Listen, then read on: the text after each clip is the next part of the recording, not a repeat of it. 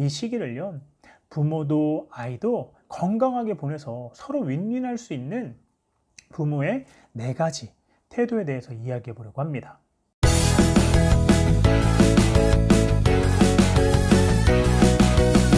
안녕하세요. 즐거운 육아를 꿈꾸는 7년차 육아대디 조아빠입니다. 오늘은 미운 4살의 내가 병에 대처하는 부모의 태도에 대해서 이야기해 보려고 하는데요. 요즘 4살인 조아는요, 내가 싫어 아빠 오지 마 라고 말을 많이 하는 내가 병이 한참 진행 중입니다. 오늘 아침에도요, 조아야 씻자 라고 이렇게 다가가니까요, 오지마 아빠 오지마 라고 하면서요, 자기가 혼자 하겠다라는 거예요. 그래서 그래 조아 혼자 씻고 나와 라고 아이를 보내고요, 저 멀리서 잘 못 씻을 텐데 어떻게 다시 시키지? 라고 기회를 엿보고 있었습니다. 아이들이 3살에서 7살 사이에 전두엽이 발달을 하면서 자립심도 같이 발달을 하거든요. 그러면서 내가 싫어 내 거야 오지마 라고 자기 표현과 자기 주장이 많아져요. 그것들은요, 부모를 거부하는 게 아니라 아이의 생각이 커지고 그리고 자기 인식을 하면서 자연스럽게 표현하는 거예요. 지극히 정상적으로 자라고 있다는 거죠. 근데요, 힘들어요. 괜히 미운 4살이라고 부르는 게 아니더라고요. 근데 괜히 미워만 할 수 없잖아요.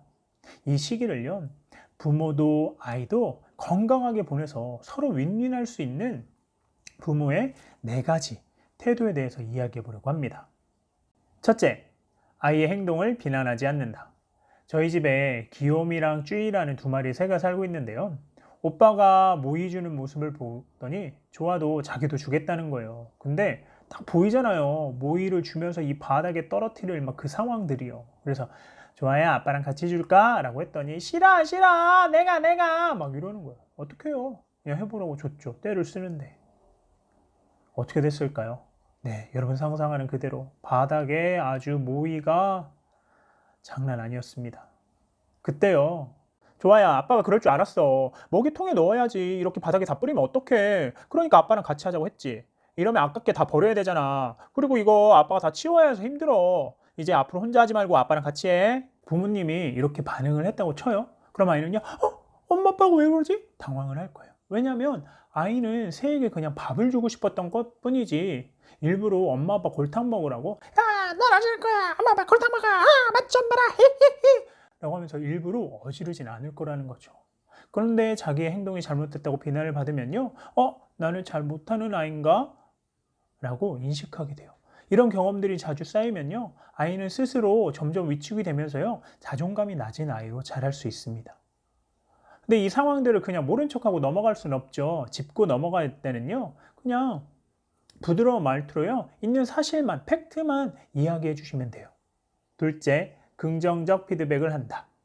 조아야, 귀요미랑 쭈이한테 혼자 밥 줬어? 우와, 대단한데? 새들이 조아야 배고픈데 고마워 라고 이야기하겠다.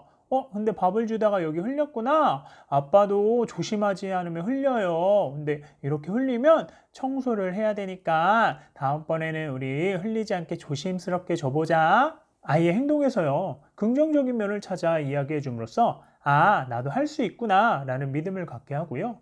누구나 실수할 수 있다라는 이야기를 통해서요, 내 행동이 잘못된 게 아니구나 라는 생각을 통해 다음번에 무언가 도전할 때도 즐겁게 해볼 수 있도록 격려해 주셔야 합니다.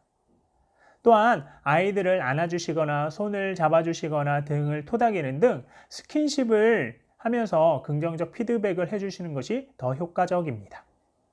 셋째, 결과에 대한 책임을 지게 한다. 조아야, 여기 흘린 모이 치울까요? 싫어요. 그럼 누가 치워요? 아빠가. 왜 아빠가 치워요? 이건 조아가 모이를 주다 흘린 거니까 조아가 끝까지 치워야 하는 거예요. 아빠가 도와줄 테니까 같이 치워볼까요? 많은 부모님들이요, 아이가 내가 하는 행동을 막는 이유가 이거죠. 바로 결과요. 아이는요, 해놓고 휙 가버리면 끝이에요. 남아있는 결과는 다 부모님 몫이 되는 거죠. 오 마이 갓이에요. 아이가요, 어른처럼 할 수는 없어요. 이게 치우는 건지 아니면 더 어지르는 건지 막 일이 더 커지기도 해요. 그리고 어차피 부모님이 싹 다 해야 될 수도 있거든요. 그래도 아이의 행동에 책임을 지는 일에 아이를 계속 참여시키셔야 돼요. 그 경험이요, 아이 스스로 자기 행동을 통제하고 조절할 수 있게 도와줍니다. 근데 하다 보면 부모님들 결과가 뻔히 보이니까 그냥 아이 놔두고 알아서 다 해주시는 경우들이 많거든요. 그걸 과잉 친절이라고 하는데, 이것은 다음번 영상에서 한번 나누어 보면 좋을 것 같아요. 넷째, 안전이 최우선, 행동 제한의 기준을 세워라. 아이가 혼자 하기에 위험한 것은 확실히 제재를 해주셔야 돼요. 그리고 안 되는 이유를 설명하고 혹시 대체할 수 있는 방법이 있으면 대체해 주시면 됩니다. 어느 날 조아가요, 오빠가 과도로 사과를 자르는 걸 보고 자기도 하고 싶었는지 과도를 덥석 짚는 거예요. 그래서 조아야, 그 칼은 위험해요. 조아도 오빠처럼 사과를 자르고 싶어요. 아빠가 다른 칼을 줄 테니 다른 걸로 잘라볼까요? 라고 제안을 했고요. 그 플라스틱 칼을 줘서 조아가 잘라보겠습니다. 이와 같이 아이가 혼자 하기에 위험한 것들은 확실히 기준을 세워서 제재를 하셔서 아이가 다치는 것을 방지해야 합니다. 그리고 아이에게 그 이유를 설명해 주고요. 혹시 대체할 수 있는 게 있다면 대체를 해서 아이의 욕구를 채워주시면 됩니다. 자, 이제 정리해 볼까요? 내가 너 그럴 줄 알았어. 그러니까 아빠가 하지 말라 그랬지. 라는 식으로 아이의 행동을 비난하지 않는다. 둘째, 아이의 행동에서 긍정적인 면을 찾아 응원하고 지지하는 긍정 피드백을 한다. 셋째, 아이의 행동에 대한 결과를 스스로 책임질 수 있게 참여시킨다. 넷째, 아이의 안전이 최우선이다. 행동 제한의 기준을 세워라. 에릭슨이라는 심리학자가요, 자기 주장이 강해지는 이 시기가요, 아이들의 자율성을 키울 수 있는 중요한 시기라고 이야기를 하면서요, 부모들이 만약에 억압을 하면요, 아이들의 주도성과 창의성은요, 이미 꺾이기 시작했대요. 미운 4살로 내가 할 거야 하는 것들이 많아지면 부모님들이 참 힘겨워져요. 하지만 그래도 우리 아이들의 창의성과 주도성을 위해서, 아니, 이 미운 4살을요, 부모님, 아이 모두 다 건강하고 행복하게 보내기 위해서요, 조아빠가 제안하는 이 4가지 한번 해보지 않으시겠습니까?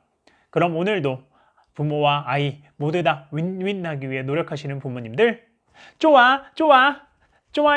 하루 되세요. 안녕.